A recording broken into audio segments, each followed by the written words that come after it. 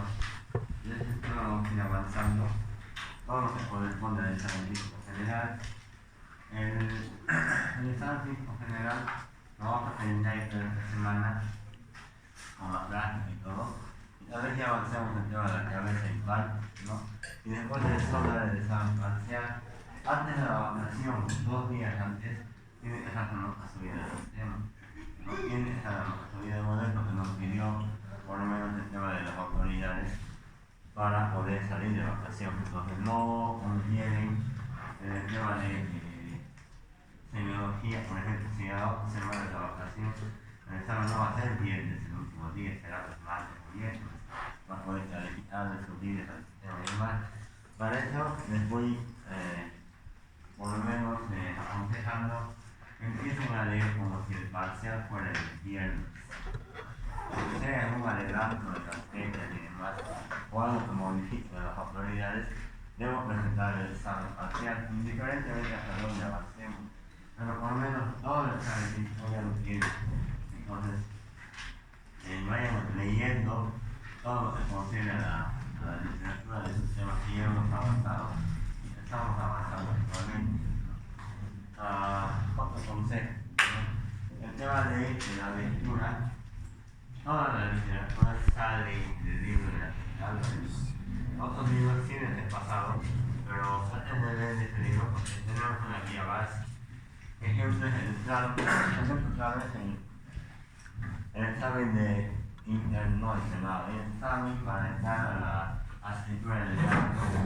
Era el libro de la general. Y el examen para entrar a la escritura de INCO, el libro del examen era de la general.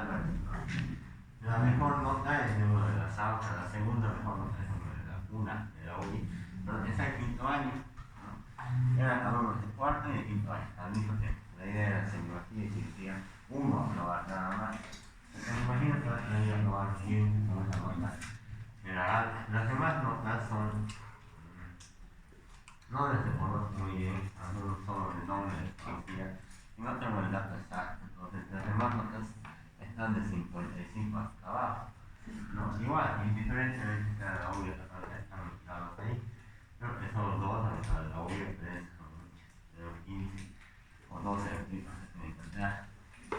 Pero también hay muchos que se han presentado el examen. Entonces, fíjense, no es tan lleno de la teoría. Cuando hablamos del tema del tejido celular, también hablamos del tejido adiposo o el folículo adiposo celular. No está bien, tiene otro nombre más. Este tejido se va a encontrar entre la piel y la parte muscular, la polinegosis, se encuentra ahí al medio. No es igual en todas las partes del cuerpo, no es similar, por ejemplo, a nivel de las manos, palmas o la planta de los pies, es más compacto, no es similar y la cantidad igual en todas las partes del cuerpo, no es igual, no va a ser similar en el cuero cabelludo o la parte abdominal, por ejemplo, no es similar. Entonces, tiene una proporción diferente en varios segmentos de nuestro cuerpo. Una forma de tomarlo en cuenta o valorarlo es agarrando el dedo pulgar y el dedo índice, hablando de esta manera, ¿no? Si bien es más propia del examinador, la cantidad moderada, espacio y más de tejido celular, es más dependiente, como digo, del moderador o del examinador. Entonces, para ver el tema del tropismo y distribución, analizamos lo que es la cantidad de tejido adiposo en diferentes tejidos del cuerpo, donde se analizan en la parte abdominal más que todo. Pero eso puede variar, ¿no? Recuerden que los abuelitos, los mayorcitos, tienen menor tejido adiposo, ¿no? Muchos de ellos, ¿no? Empiezan a perder el tejido adiposo y más en la parte muscular, pero en un momento también empieza a haber una sarcopenia, donde la parte muscular se va atrofiando y se va disminuyendo el volumen, y de esa manera el paciente abuelito llega a tener solamente piel, incluso algo de tejido superficial, algo de tejido adiposo, pero muy mínima cantidad. Entonces ahí tienen un aspecto a tomar en cuenta, pues no en todas las edades es igual, ¿no? y después que muchas veces el tejido celular adiposo tiene funciones, por ejemplo, de barrera, tiene funciones de energética, tiene funciones de termorreguladoras y demás. Muchas veces puede fallar al no tener demasiado tejido celular, ¿no? Entonces, cuando nosotros tenemos una distribución desigual, no uniforme, como estamos hablando, hablamos de una lipodistrophia, ¿no? Esa es una distribución de no uniforme. Y podemos considerar también el tema del adelgazamiento, donde nosotros reducimos lo que es el tejido celular subcutáneo, pero no solamente por desnutrición, no se ha alimentado, sino que hay enfermedades, por ejemplo, el hipertiroidismo, problemas intestinales, el síndrome de mala absorción, el colon irritable, en el cual tú vas ingiriendo algo y todo se sale. Es como si tú ingirieras y se saldría. No absorbe prácticamente los distintos elementos del intestino. Y al no absorber, o sea, te vas alimentando y igual va al agua, todo, ¿no? O al baño. Entonces, de esa manera pierdes y va perdiéndose lo que es el tejido celular subcutáneo en ciertas enfermedades gastrointestinales. Neoplasias igual lo mismo, hay enfermedades metabólicas donde se consume prácticamente, es como si la misma enfermedad se estaría consumiendo.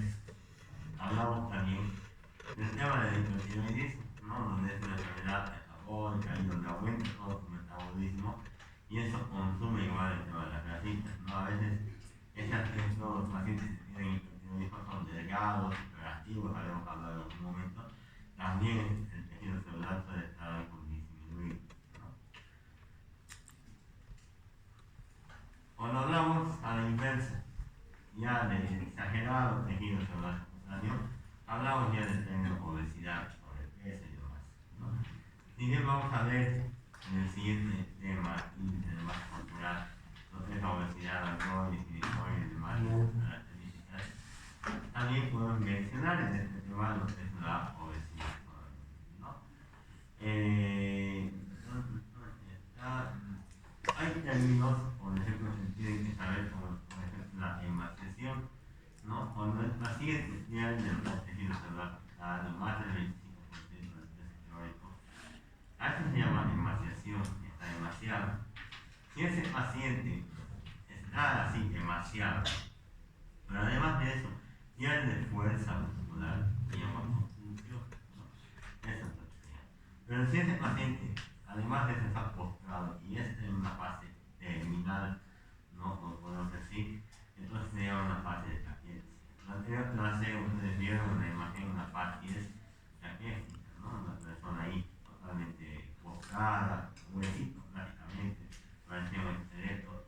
Entonces, esos términos tienen que tratar de manejarlo, emaciación, confusión, taquiexia y demás, tratan de manejarlo. Y hay que tener un paciente, ¿no? Con un escaso tejido celular, ¿no? Muchas veces esto se ve en los lugares donde hay pobreza extrema y demás. Pero también en los hospitales son lugares donde tienen enfermedades, o perdón, pacientes con enfermedades crónicas, pueden ver este tipo de pacientes, ¿no? Entonces, ya habíamos hablado de esto. Hay tejido celular donde en general se va acumulando y si se da cuenta, la acumulación, bueno, esta es la evaluación, no, aquí se está haciendo una autoevaluación, parecería, pero si se da cuenta, el tejido celular en amarillo no solamente está en lo que llamamos la periferia, no está ahí, sino que también está adentro a nivel intestino, podemos hablar. Por eso es que muchas veces la obesidad central, que vamos a hablar en la siguiente clase, suele conllevar como un factor de riesgo para síndromes coronarios, ¿no? Tener ese tipo de obesidad central ya es algo llamativo, ya puedes hablar de que puede dar un infarto, por ejemplo, ¿no? Entonces hay que tratar de valorar no solamente el tejido celular que está por fuera, ¿no? Por la piel, o así, sino que tenemos también tejido celular mucho más adentro y en nuestro organismo. Esto hemos hablado del tejido celular. Vamos a hablar en la siguiente clase de estas alteraciones de exagerado peso o escaso peso o en todos casos de desnutrición y obesidad. La siguiente clase. En esta clase vamos a referirnos a las alteraciones del tejido celular cutáneo. Este paciente tiene un problema cutáneo y le ha salido una masa a nivel maxilar inferior del lado derecho, a nivel cervical, digamos. A este nivel una masa puede ser unos 5 centímetros por 3 centímetros, no doloroso. Y si esto es consecuencia de la afectación del tejido celular subcutáneo, a esto llamamos un remor, ¿no? Con este tejido celular subcutáneo está, vamos a decir, afectado a ese nivel. Y muchas veces esto se hace blandito, ¿no? Y ese blandito se forma con pus, eso llamamos absceso, ¿no? Entonces, cuando ese flemón empieza a tener mayores signos de inflamación como calor, tumor, dolor, y además de eso empieza a volverse como queratinita, y es una condición líquida, a eso se llama absceso. A veces llegan pacientes con picaduras en tu chichi, por ejemplo, donde llegan en sus piernas, generalmente ahí me dicen, me puedes reventar, y va por el cirujano, tiene que reventarlo, sáquenmelo, y es un flemón solamente. Entonces el cirujano a veces, inexperto, o el interno, o el residente inexperto, lo que hace es abrir eso, y no hay nada más que dureza, no sale nada más que sangre. Entonces eso, por ejemplo, lo que mencionamos vulgarmente, es decir, esperaremos a que madure un poquito, ¿no? Y madurar significa que se vuelva un absceso, y de esa manera poder evacuar o drenar ese absceso con mayor facilidad. Porque si hacemos eso con el flemón no va a salir nada, y hoy vamos a producir mayor inflamación, una herida abierta y mayor infección incluso, ¿no? Entonces, dos de las patologías del tejido celular subcutáneo son el flemón y el absceso. Pero muchas veces ese tejido celular subcutáneo tiene una inflamación de este tipo, ¿no? Con mayor dimensión y además tiene todas las características de una inflamación como el rubor, está rojo, calor del estar caliente, dolor de estar con dolor y conversación o tumor, está aumentada de volumen y se ve, ¿no? Entonces, en todas las celulitis, esto llamamos una celulitis, una inflamación infecciosa del tejido celular subcutáneo, ¿no? En todas las celulitis generalmente hay un punto de entrada por los lados, esas bacterias, ¿no? Hay, imagínense, ahí tienen un puntito de entrada. Y eso llamamos puntito de entrada. Esa bacteria, ¿cuáles son las bacterias?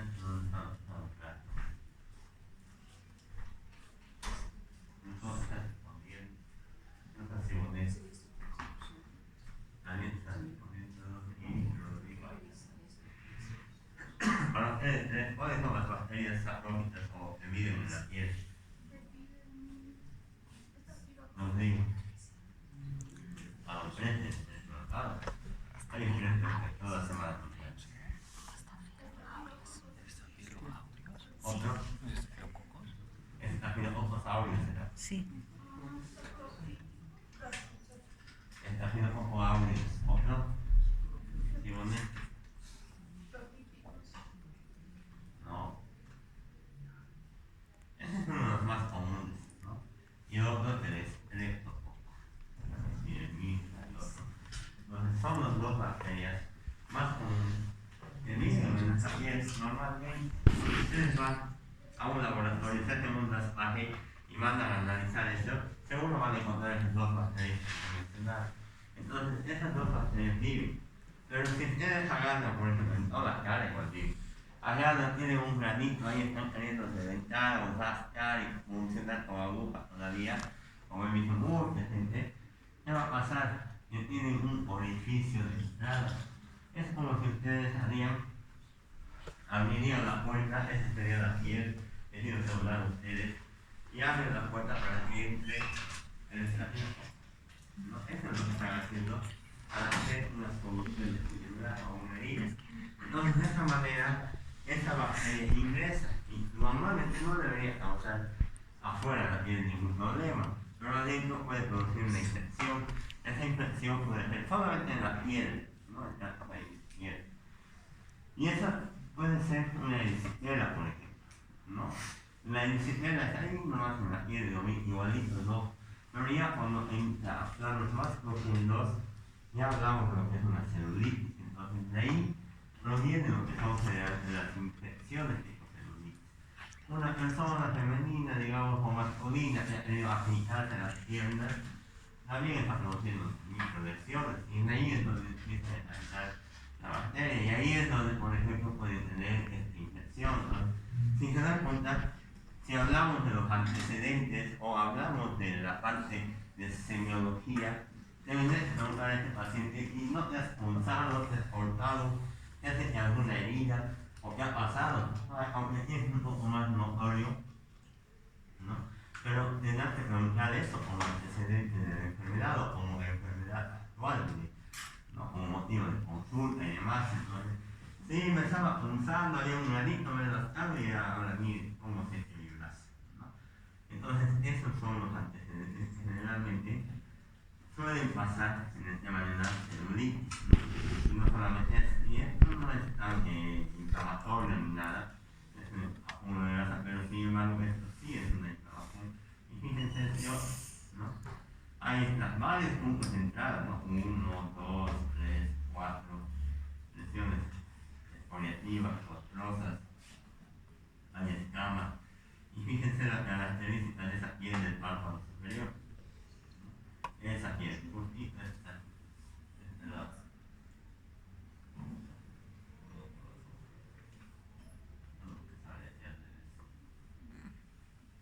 Justo este lado, ¿no? Piel brillante, aparenta ver poros, seguramente está caliente, y es la famosa piel de naranja.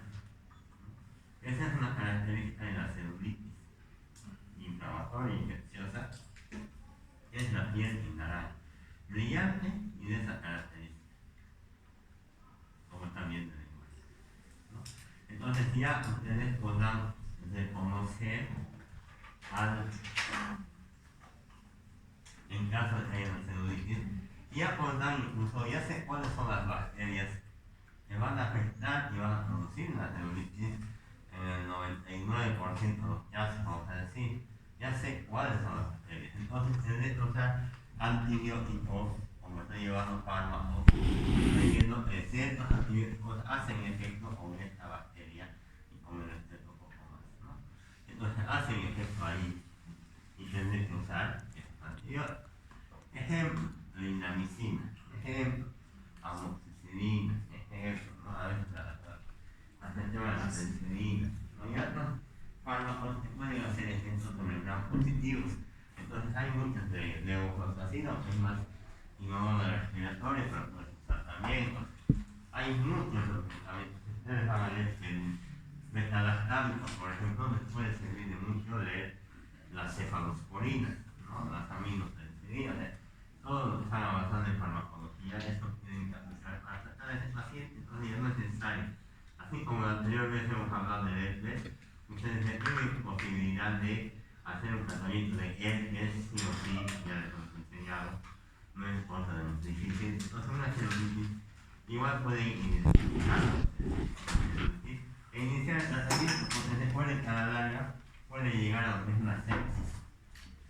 Y si llega a la sepsis, puede llegar a fallecer el paciente, ¿no? Tengan mucho cuidado en ese sentido de una celulitis, que no es nomás dejarlo, porque ahí adentro se incendia, decimos que proliferan las bacterias muy fácilmente y llega a aumentar lo que es el tema del tamaño y más todo eso, ¿no? Esa es una celulitis, ¿no? Pneumonia, vamos a hablar de celulitis, absceso, pero ahora vamos a hablar también del lipoma.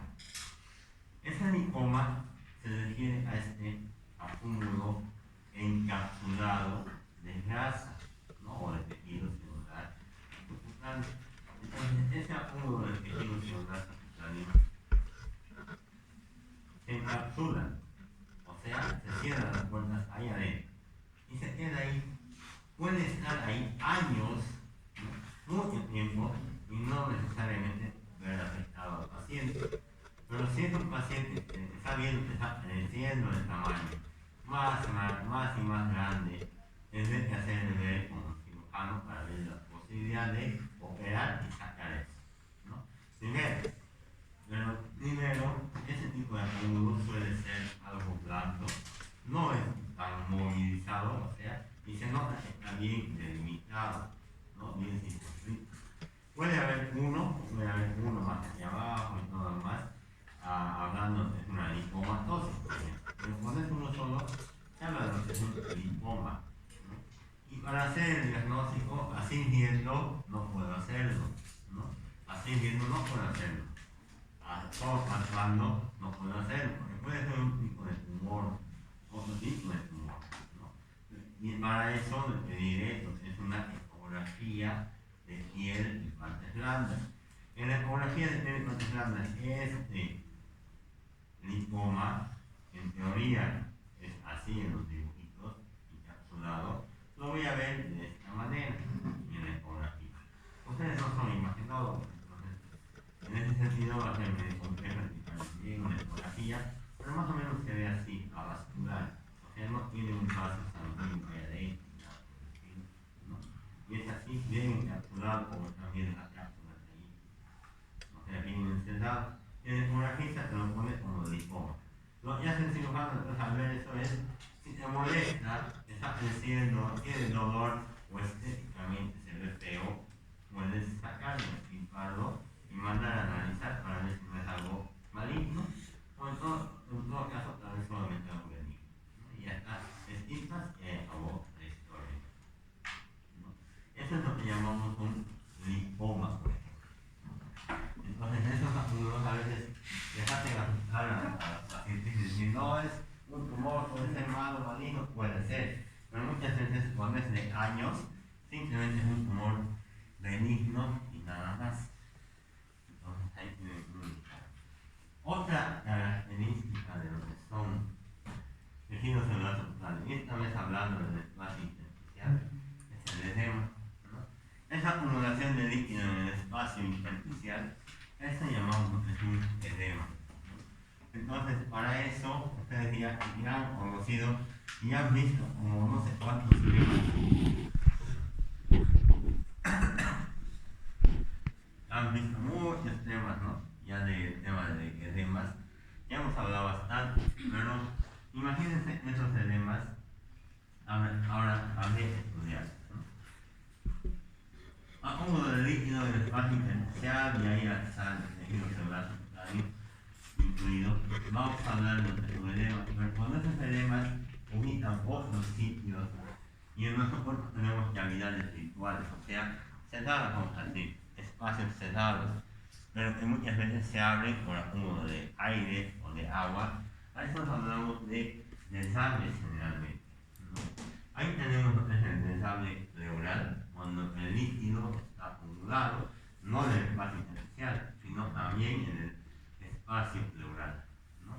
Hablamos de ascitis, cuando el líquido está acumulado dentro de la cavidad peritoneal, y hablamos de hidrocele cuando es el escroto. También podemos hablar de lo que es un desagüe pericárdico, cuando el líquido se acumula en pericárdico, ¿no? Entonces, son diferentes nombres que se pueden utilizar a las acumulaciones de líquido en diferentes lugares que se van presentando, ¿no? Y cuando todo está tomado de líquido, todo el cuerpo está edematizado, ¿no? Hinchado, se habla de lo que es una anasalgia, ¿no? Un edema generalizado en todos los segmentos, ¿sí?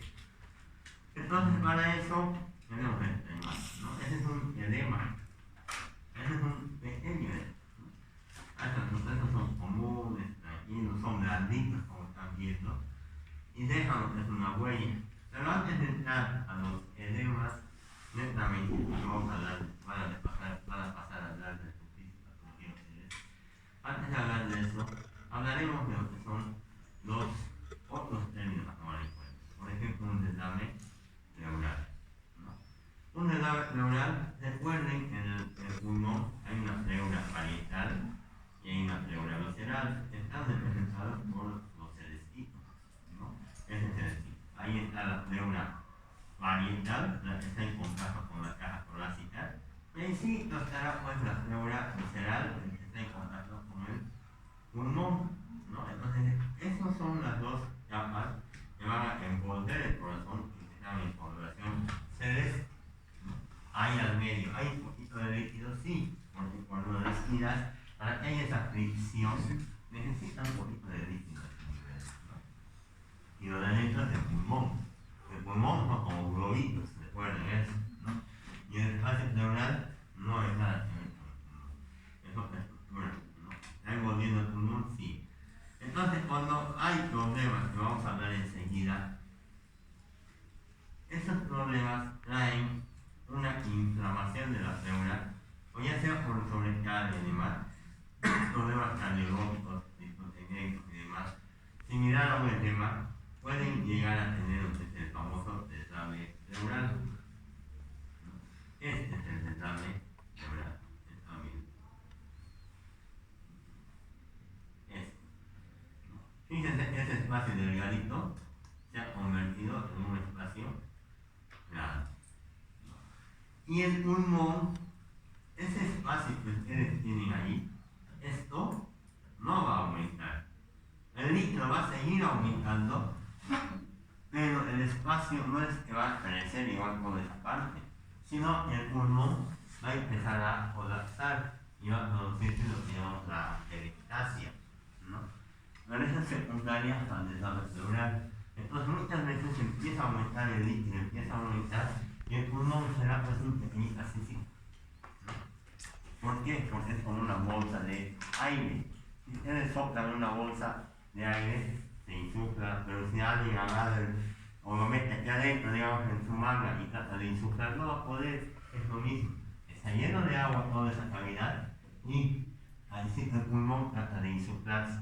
Por eso se hace más y más pequeñito, eso se llama peristalsia, ¿no? Se colapsa ese pulmón. Y por eso el paciente no puede respirar. Tiene el pulmón, solo el líquido está ocupando su lugar y no puede meter el aire por culpa del líquido, ¿no? ¿Qué haré con ese paciente? Los digo, ¿qué estudio le voy a pedir? Ecografía, dice Simona. Radiografía, ¿qué dices tú? ¿Cuál primero? Primero, vamos a llevar esto en pulmón, ¿no? Es más práctico, vamos a decir. Pero primero preguntaré, no puedo hacer los síntomas, me duele, no puedo respirar, estoy cansado, viejito, antes cogía esas gradas tranquilas, ahora no subo, no sé qué tengo, ¿no? Y segundo, puede estar tosiendo el paciente y puede tener otros síntomas más que no puede ya vamos a verlo después. Bueno, después hago la inspección a nivel, no voy a ver yo el edad, pero ¿qué voy a hacer a la inspección? Ese pulmón, va a ampliarse de manera adecuada, ¿no? Una buena ampliación. Pero esta no, de ese lado no va a ser así, no se va a expandir de igual manera el pulmón sano, no hay una asimetría. Segundo, le voy a hacer la palpación, no vamos a dejar para último. Tercero, la percusión periférica. Normalmente los compañeros tienen la práctica oído, una sonoridad conservada, porque hay aire en el pulmón, esa es sonoridad conservada como tambor, ¿no? Pero en un lugar donde hay líquido o masa sólida, o hay submaquidez o hay maquidez, en este caso voy a hacer la percusión y voy a escuchar la maquidez, no voy a oír lo que es una sonoridad. Segundo, voy a auscultar después, al auscultar la entrada de aire en el murmullo vesicular, a este lado está conservado, en la parte superior va a estar conservado, pero a este nivel atrás, infraescapular seguramente, va a estar disminuido o incluso abolido, ¿no? Y por último, puede ser una neumonía con todo eso, puede ser un tumor con todo eso. ¿Y qué voy a hacer por último? Auscultar las vibraciones vocales que se puede palpar, no es más inespecífico, podemos decir. Dígame 33 y voy a ir analizando en zigzag, bajando en forma de cota, y a ese nivel lo que voy a encontrar es una eufonía o la voz de que habla, o si no, como si estarían debajo del agua hablando, ¿no? Igualito se oye. Entonces, para eso ustedes irán a hacer a todos los pacientes una puntuación, a todos los pacientes se van a hacer y van a escuchar lo normal, pero ya cuando vayan con el paciente digan, doctor, es como si estuviera atrás de la pared, no, esa es una enfermedad neumonía o un signo de condensación pulmonar, o es como si estuviera ahogándose debajo del agua, como voz de cabra y demás. Entonces, a eso, cuando ya tengo toda esa clínica, tengo que pensar en un signo pleural. Y lo que voy a hacer es lo que sus compañeros han dicho, una simple estudio de radiografía. No, imagínense en el otro lado. Y en esta radiografía, lo que voy a ver, normalmente el pulmón es así, radiolúcido. ¿No? Este es el lado izquierdo. Normalmente es radiolúcido ahí, ¿no? Como están viendo el pulmón. Pero fíjense esta imagen. Está velado, el corazón debería estar ahí, ahí debería tener el diafragma y debería estar así un agudo. Fíjense todo lo que está esta imagen roja que hemos pintado. Todo eso es una imagen radiofónica. Tiene la curva de Damasceno. Tiene esa curva de Damasceno. Tiene esa curva. Y está este ángulo que se debería ver un agudito así. Aquí no se ve bien, porque está más acabada la plaza seguramente. Después vamos a hablar de eso. Pero ese ángulo debería ser puntiagudo y no se ve ningún ángulo puntiagudo, ¿no? Entonces, esto me da la característica de que tengo un desagüe pleural derecho en ese pulmón, ¿no? Tengo el desagüe pleural. Y el pulmón, aquí abajo ya no hay pulmón, no hay. Es solamente este, ¿no? Estamos viendo aquí, por ejemplo. Solamente es este pulmón, es el linfítico. Así debería ser grande el pulmón, pero aquí al reducir el tamaño, solamente necesita. Entonces, tiene una curva de Damasceno, el nivelamiento de esa zona radiográfica, el seno o ángulo postofrénico está velado, ocupado, y eso da la característica de un desagüe pleural, más los síntomas y la semiología que hicimos del desagüe pleural. Y nada, muchas veces con eso se hace lo que es una toracocentesis funcional para sacar ese líquido, ¿no? Hacer una función y sacar ese líquido para ir a analizarlo y ver qué ha pasado ahí, por qué se está formando líquido, ¿no? Esto puede ser una tuberculosis pleural, por ejemplo, puede ser una insuficiencia cardíaca, en este caso no es a nivel objetivo, pero puede ser, ¿no? Entonces, les pediré también, actualmente, para ser más seguros, hacen lo que es una ecografía, ¿no? Donde ven las densidades, el tema de las densidades, no. Si fuera una crestacia por tuberculosis, ¿también tendría que verse un granuloma? No, puede ser una tuberculosis pleural, diferente a una tuberculosis pulmonar. Es como si fueran dos estructuras diferentes. Cuando se habla de tuberculosis pulmonar, sí puedes ver muchos patrón reticular, puedes ver los vértices afectados, puedes ver cavernas y todo eso. Pero cuando es pleural, solamente te va a aparecer esto. Y la única forma de diagnosticar esto es convencional y mandarlo a analizar para ver si es o no tuberculosis. Entonces, esa es la única forma de identificar si es una tuberculosis pleural.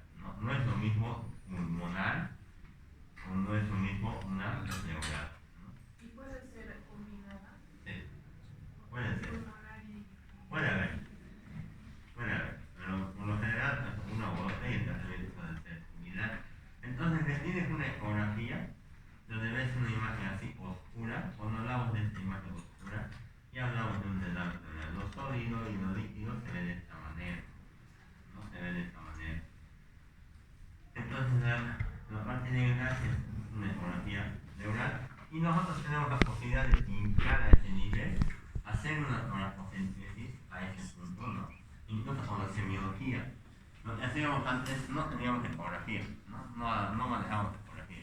El otro lado sí, ya fue todo ecografía, ¿no? Y lo que hacíamos anteriormente es solamente con semiología, dígame, aquí está cambiando, empezamos a pintar un pulmón de atrás, así, y empezamos a decir, esta es la esta condenada. Entonces, funcionábamos un poquito más dirigidos con la semiología a ese nivel, si bien hay técnicas, cómo funcionar, dónde funcionar y demás, era más guiada por la semiología, como actualmente está guiada por la ecografía, y sacábamos líquidos, ¿no? Igual en el peritoneo.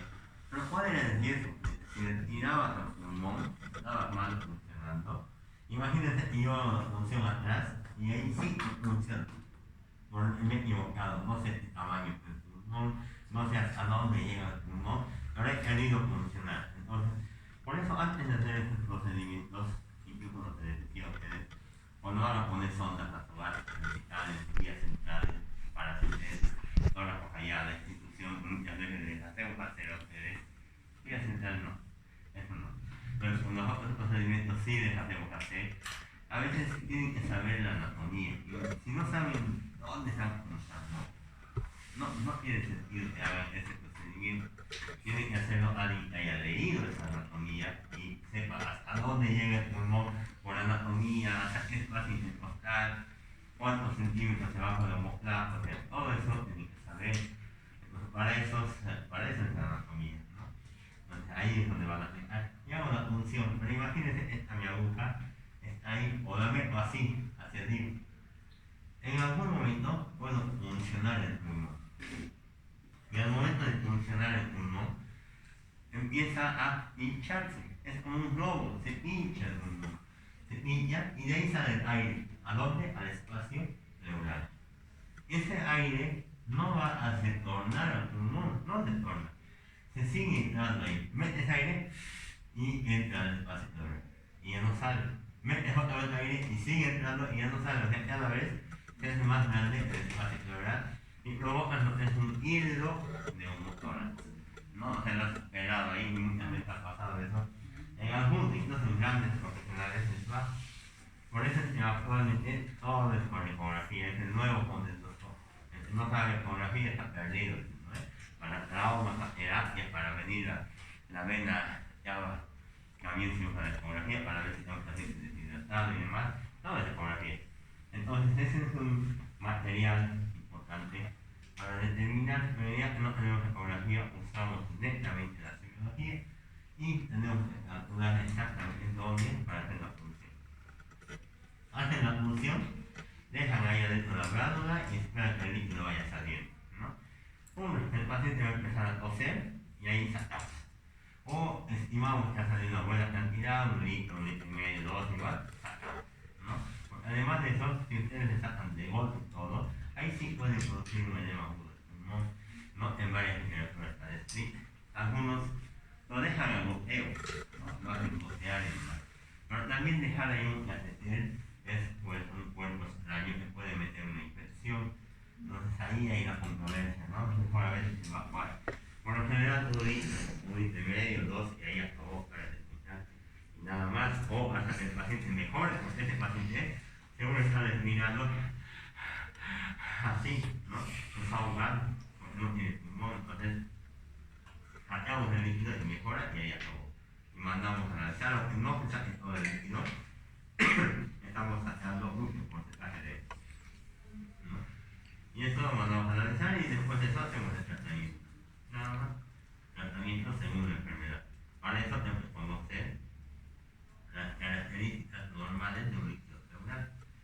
En cuanto a los criterios del aire, los que han dicho del ave pleural, saben eso.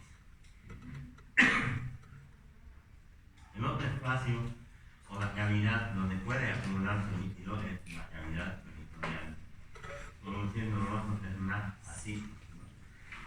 Normalmente no debería haber esa cantidad.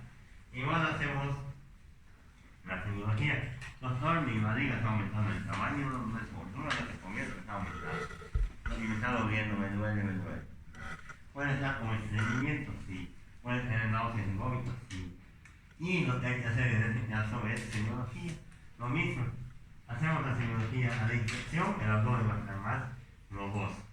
A la palpación puede ser blando, no hay ningún problema. A la percusión, líquido es matidez. Y a la ocultación, los fluidos se van a oír.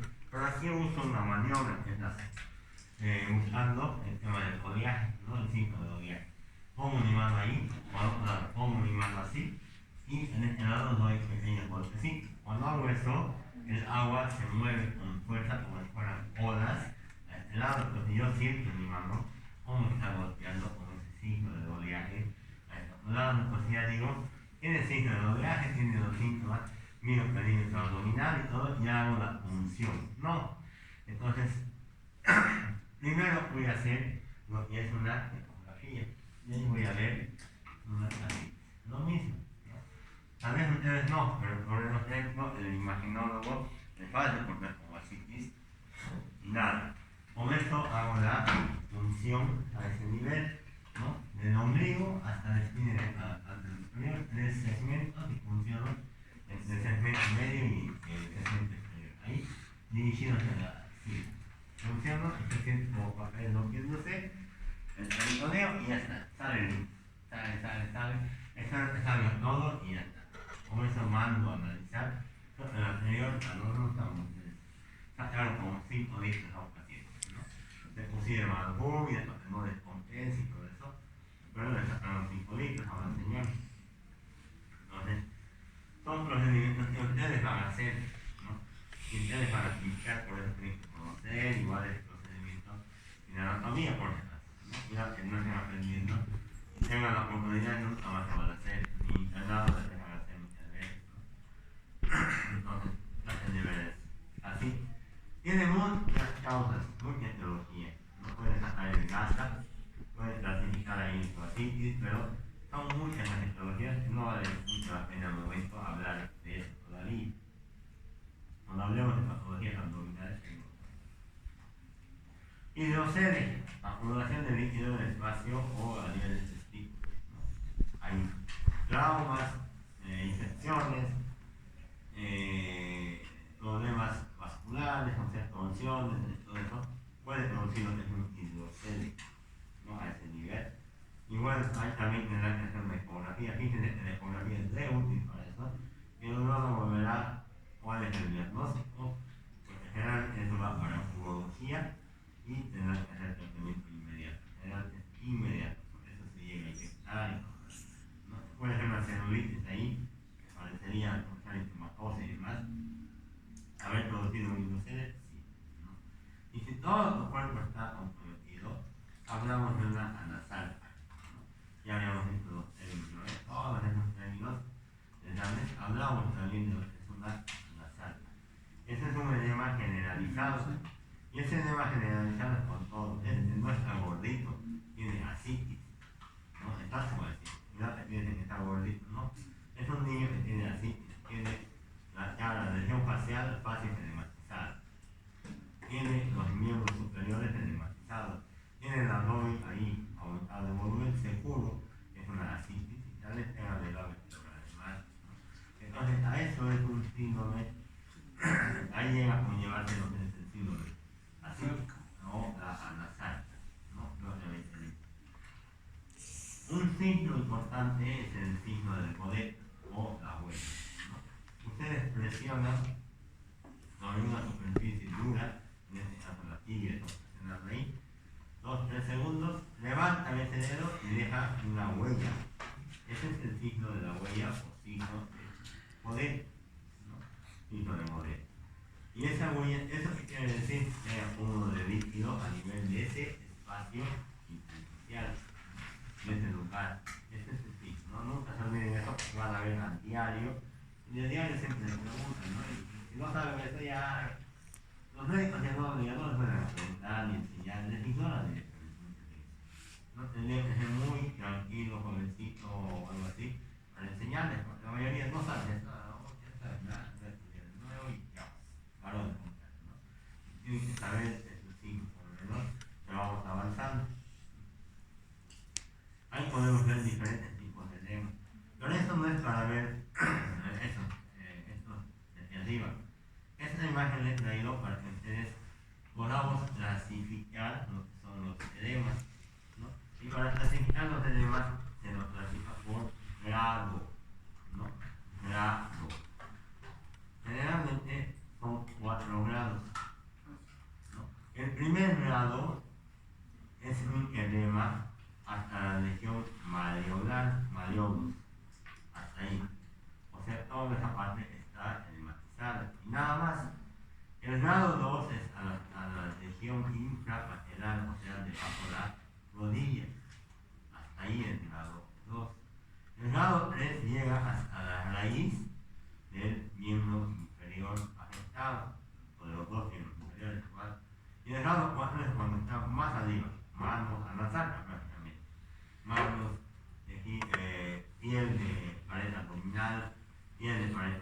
ojos, párpados, pero párpados de tipo facial, ya es el grado 4. ¿No? Entonces, ya tienen ahí el grado 1, el nudo tomado también. 2, grado 3 y grado 4. ¿No? Son los 4 grados de edema del paciente. En este caso, era para eso la imagen que estábamos mostrando, no tanto para ver las diferencias. Nos quiere mostrar la imagen. Estos son los 4 grados. Pero no solamente se clasifican los edemas en grados, también en luces, ¿no? Luces así. Por ejemplo, ¿cuántas luces? Y no dices grado 2, no se ha preguntado eso, ¿cuántas luces? Y no saben qué responder en los internos. Y esta es la segunda clasificación en luces. Por lo general, hablamos de una luz, o sea, una sola luz, cuando hacemos el edema, el signo de la huella, y logramos deprimir por lo menos 2 milímetros aproximadamente. Se habla de 2 luces cuando logramos deprimir por lo menos 4 milímetros, dejando la huella de mover. Hablamos de 3 luces cuando son 6 milímetros, ahí más profundo todavía. Si puede ser 8 milímetros o 10 en algunos otros lados, cuando dejamos, o 4, pero puede ser 4 luces cuando dejamos 8 o 10 milímetros abajo. ¿No? Más de eso, sigue siendo 4 luces. No cambia esa situación. Entonces, fíjense, las luces pueden ser por profundidad, pero también pueden ser por la desaparición.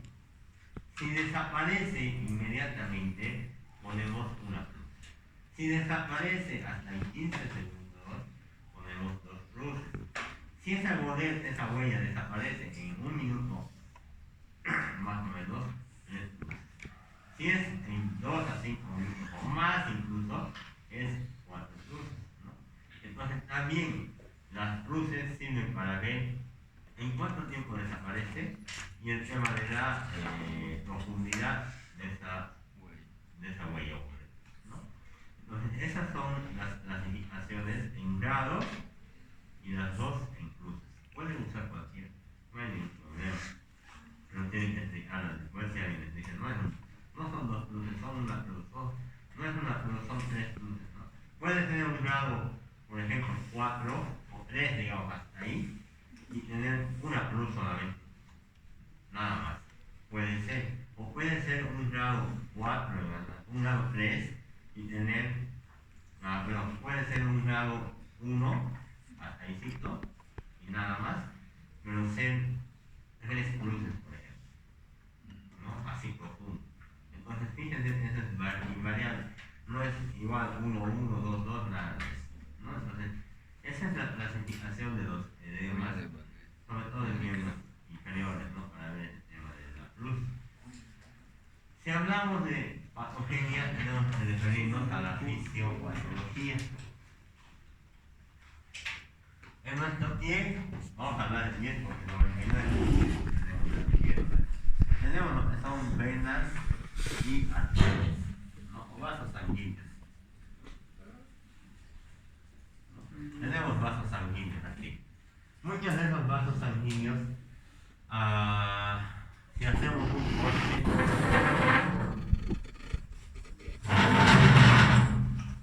un corte a ese nivel, en ese vaso sanguíneo, o sea, vamos a cortar esta parte aquí, algo así, ¿no? En este vaso sanguíneo hay, para que lo entiendan un poco mejor, tal vez así. Ya, estamos ahí. En ese vaso sanguíneo tenemos la sangre, ¿no? Esa sangre tiene lo que son, por ejemplo, agua y tiene sodio. Ambos determinan lo que llamamos la presión hidrostática, ¿no?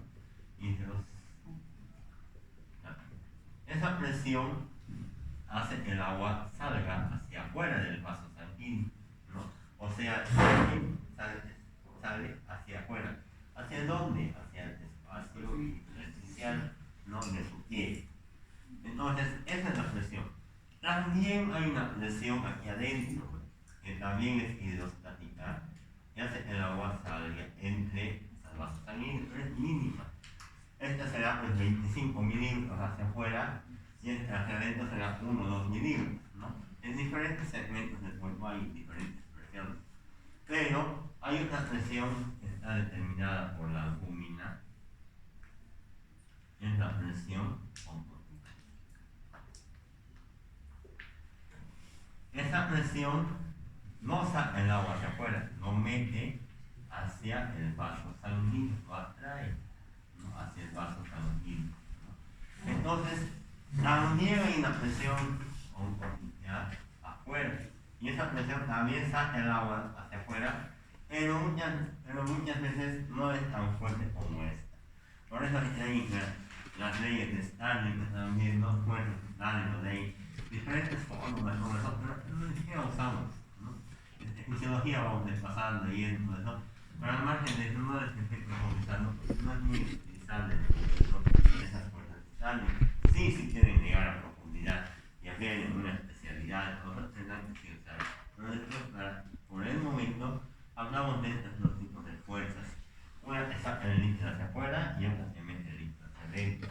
Entonces, cuando hay enfermedades que ya les había hablado alguna vez, como la insuficiencia cardíaca, problemas renales agudos o crónicos, el tema de sobrecarga de líquidos, aumenta el agua a ese nivel, y si aumenta lo que es el agua, también sodio, y eso aumenta la presión hidrostática, y esto no aumenta.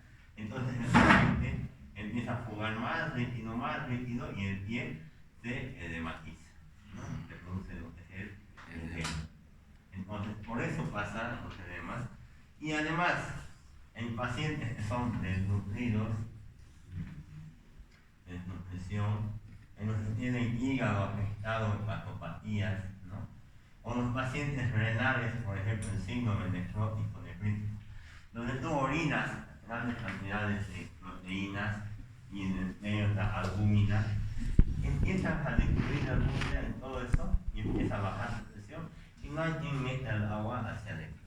Entonces, esto sigue habiendo y el líquido sigue pasando lo que es el líquido al espacio intersticial. Entonces, de esa manera se producen diferentes enfermedades, eso lo van a ver, lo van a repasar después, lo que es los edemas, la sintomatología. Para que no vayamos a dar vueltas ni nada, ese es el tema de los edemas que se van produciendo. En todos los cuerpos, en todos los espacios, hay diferentes tipos de presiones, ¿no? La presión hidrostática, bueno, compone presión hidrostática, presión componente que vamos a hablar, pero en cada cuerpo se pasa fisiología, que me imagino que parece la persona. Tienen presiones oncoticas, tienen presiones hidrostáticas en todos los segmentos del cuerpo, ¿no? E incluso a nivel renal podemos hablar de ese tema de la filtración glomerular, donde tiene diferentes tipos de presiones. Entonces, cuando varía un poquito, entonces ahí es donde empieza a fallar, por 2 milímetros, 3 milímetros, 4 milímetros, ahí es donde empieza a tener los edemas, ¿no? Entonces ahí tenemos varios mecanismos, en teoría. Quería consultarle, ¿no se toma en cuenta también los vasos linfáticos? Ya que hay edemas que producen también edemas aún mayor. Ahorita vamos a hablar de eso, vamos llegando. Entonces, tenemos diferentes mecanismos que van a producir esas presiones o alteraciones de esas presiones, ¿no? Tenemos que todos los libros tienen múltiples causas o las causas para determinar lo que son este tipo de fisiopatología de los edemas o patogenia de los edemas, ¿no? Aumento de la presión, o sea, descenso de la presión capilar, son diferentes las causas. Cuando ustedes han llevado la fisiopatología de la inflamación, había extravasación de líquido, ¿se acuerdan? A ese lugar. Y al pasar el líquido también había lo que es una albúmina ingresando a ese lugar de la inflamación, del golpe con la ley, ¿no? Y al pasar la albúmina aumentaba la presión corporal del espacio intersticial.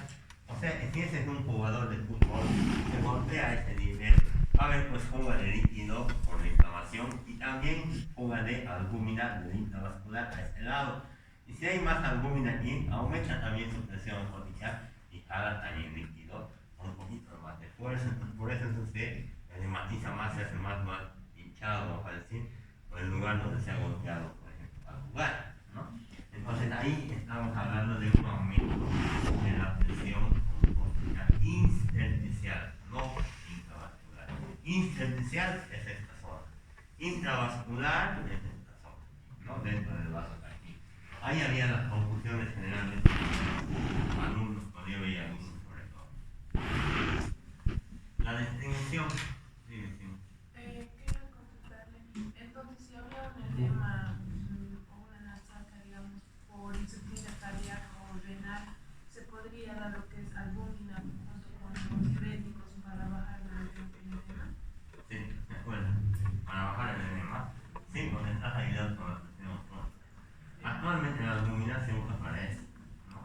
Pero ya no. Anteriormente, yo decía, con la albúmina en la vena usamos para alimentar, ya no se usa para alimentación, ¿no? Entonces es un mal uso, no te alimenta nada, pero sí te sirve para jalar líquido al espacio intravascular y de esa manera usas diurético y lo haces orinar, lo que estás jalando todo el líquido que queda intravascular. Tendrás que hacer el diagnóstico, ¿no? Y el diagnóstico concierne en el motivo de consulta y enfermedad actual, desde cuándo se ha hematizado. Ambos que se han hematizado, en algunas clases les he mostrado la diferencia entre los diferentes tipos de edema, ¿no? Entonces tendría que preguntar si son los dos en la mañana, uno solo, se hematiza en la tarde, o sea, todas las preguntas que conciernen un edema, tengo que ir a preguntar, ¿no? Y la enfermedad actual, también puedo preguntar antecedentes, por ejemplo, no tendría trombosis en otra profunda del paciente, no tendrá una fractura de cadera en función de la trombosis, el efecto corporal también, ¿no? No será una persona que ha viajado, no sé, todo el día, toda la noche en avión, en flota. Entonces, esos datos tenemos que ir a averiguar para lograr diagnosticar, ¿no? Tenemos que averiguar si hay enfermedades del corazón, si hay enfermedades del riñón, si hay enfermedades del hígado, o sea, ahí está la importancia de los antecedentes, de preguntar los antecedentes de este tipo de pacientes. O sea, me llega un paciente con edema, yo no voy a hacer nada más de eso. Voy a empezar a preguntar, ¿los dos son iguales? Sí, allá. ¿En la mañana o en la tarde aparece? En la mañana, en la tarde se va a decir. Esos son más cardíacos. Entonces iré a preguntar problemas de corazón. ¿Usted tiene problemas de corazón, alguna enfermedad del corazón? ¿Tiene arritmias? ¿No tiene chagas alguna vez? ¿No siente palpitaciones? ¿No se agita al caminar? O sea, todos los problemas concernientes a una insuficiencia cardíaca y tendré que ir a ver. Lo mismo con el riñón, lo mismo con el hígado, o sea, tienes que buscar la causa sin hacer estudios ni nada, buscar la causa de esa de ese edema. Porque si no, nunca vas a poder tratar, le vas a dar diurético, va a orinar y otra vuelta se va a hematizar. Entonces eso no es ser un médico adecuado, ¿no? Tienes que ir a buscar la etiología de lo que es el edema, ¿no? Ahí sí puedes tratar.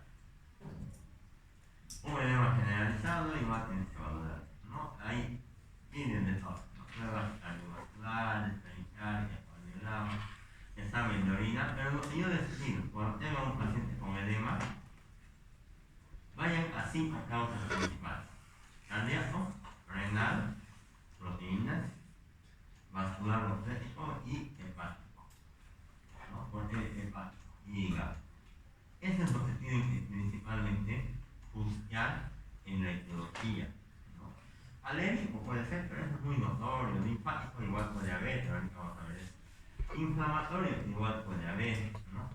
Entonces son diferentes tipos de causas, pero los principales 5, 1, 2, 3, 4, 5. A esas 5 yo tengo que empezar a preguntar. Está mal del corazón, tiene arritmias, tiene dolor, tiene chagas, ha tenido alguna vez problemas cardíacos, marcapasos, nada. ¿Tiene problemas del riñón? ¿Alguna vez ha dejado de orinar? ¿Orina con espuma bastante? No. Ustedes de nutrido, ahí no necesitan preguntar eso, ¿no? ¿Cómo se alimenta? ¿Qué es lo que comen generalmente? O sea, ahí los hábitos te van a servir para saber si el paciente tiene una desnutrición o no. Tal vez no consume huevo, no consume leche, pura verdura nomás le mete y ya.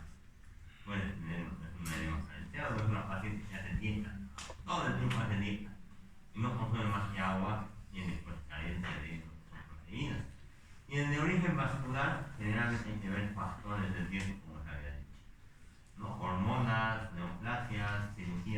áreas, postrados, ahí hablamos de las trombosis venosas profundas, por ejemplo, ¿no? Y el hígado.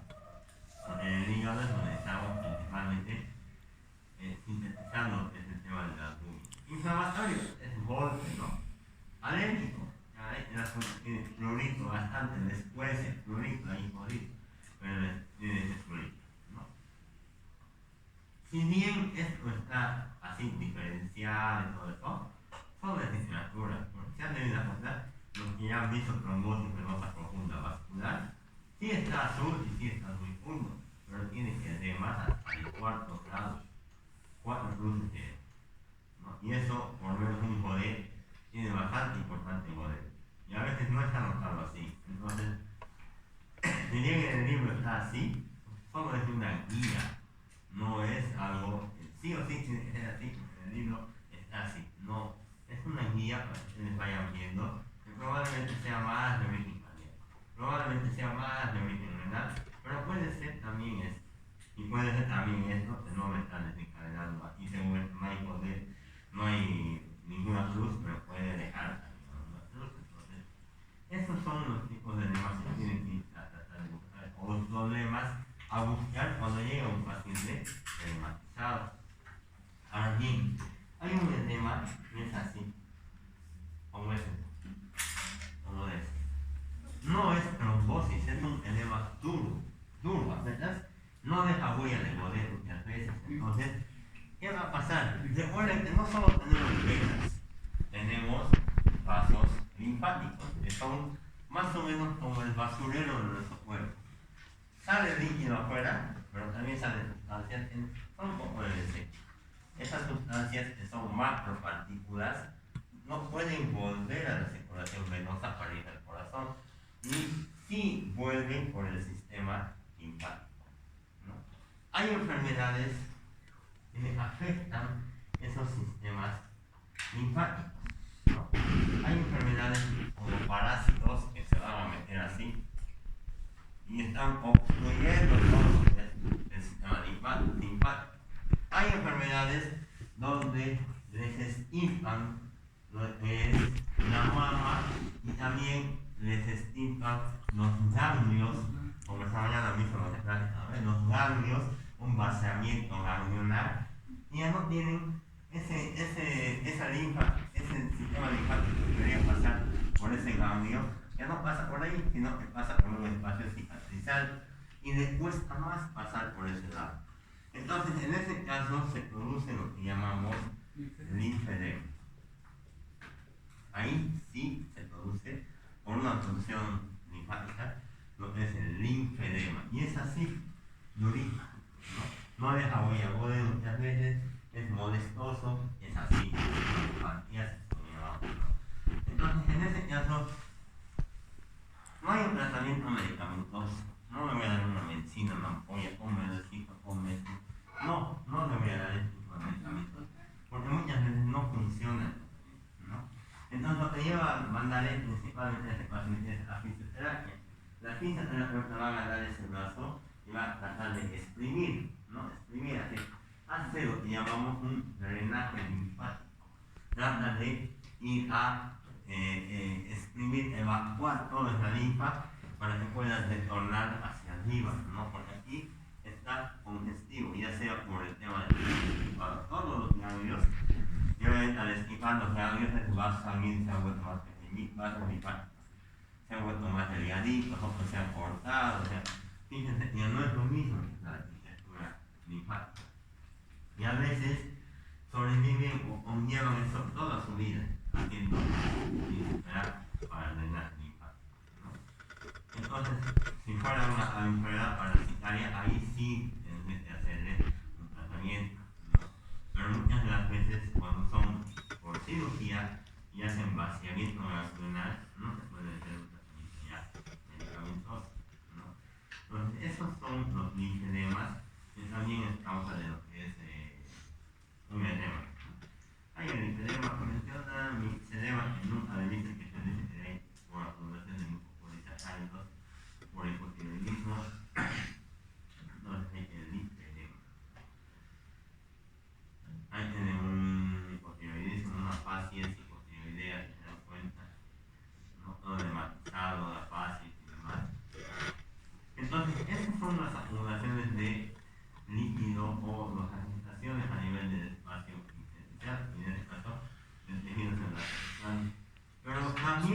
puede llenar de aire.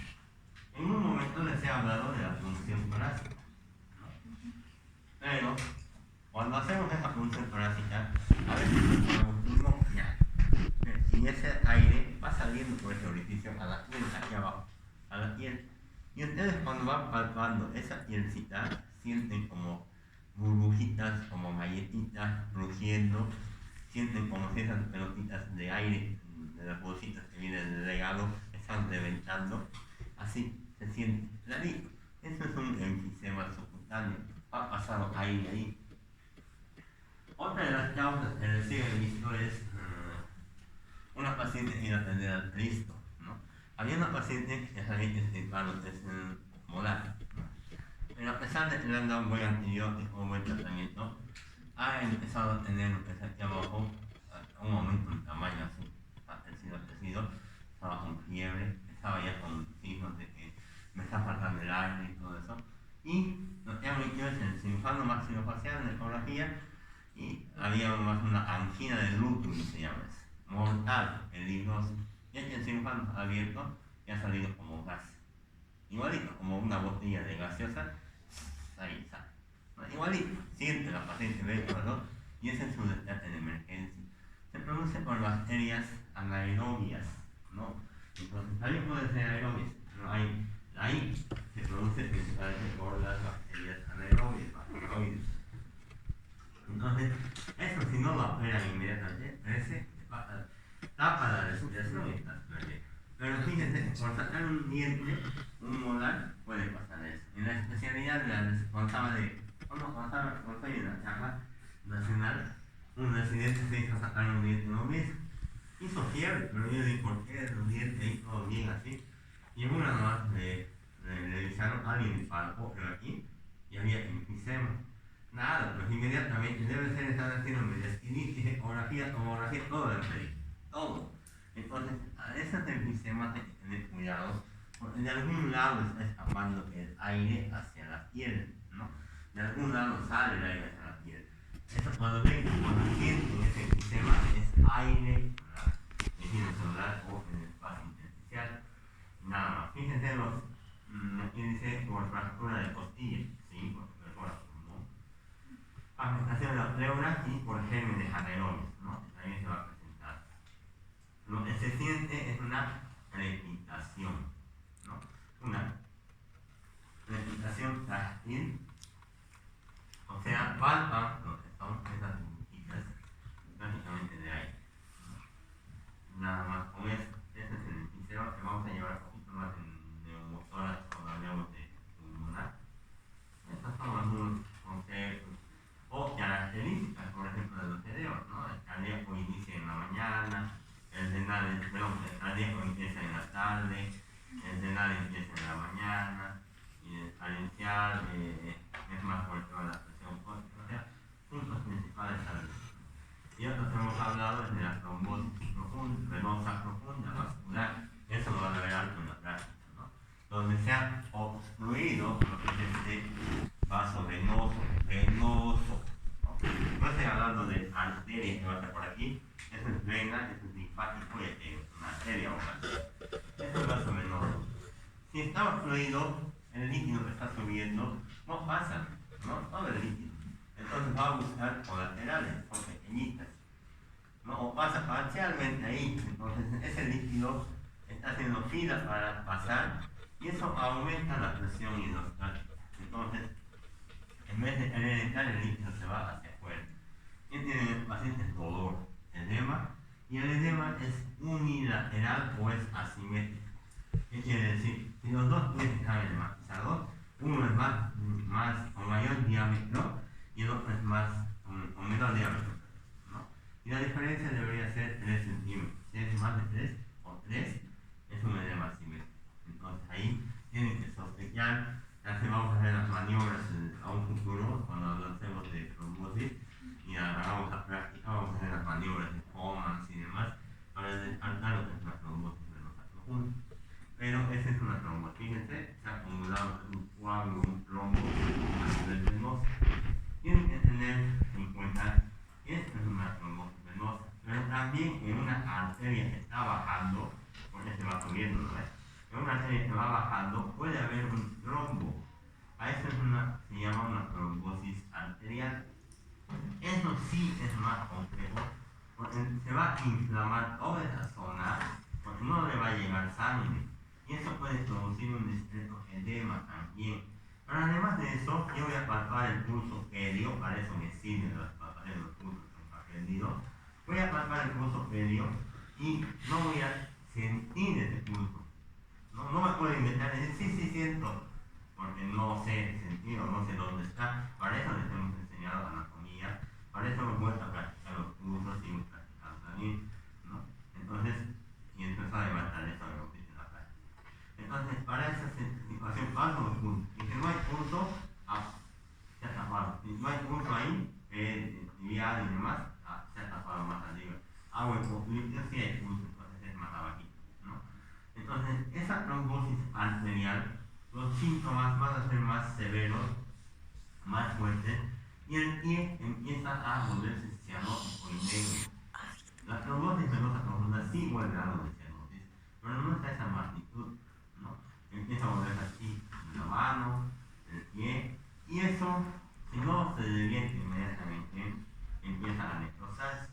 Se vuelve negro, está muerto prácticamente. Y eso libera toxinas, y eso libera sustancias del desecho todo, y eso produce un shock también séptico, porque hay bacterias que están creciendo y ahí con mayor facilidad y sigue habiendo circulación hacia arriba.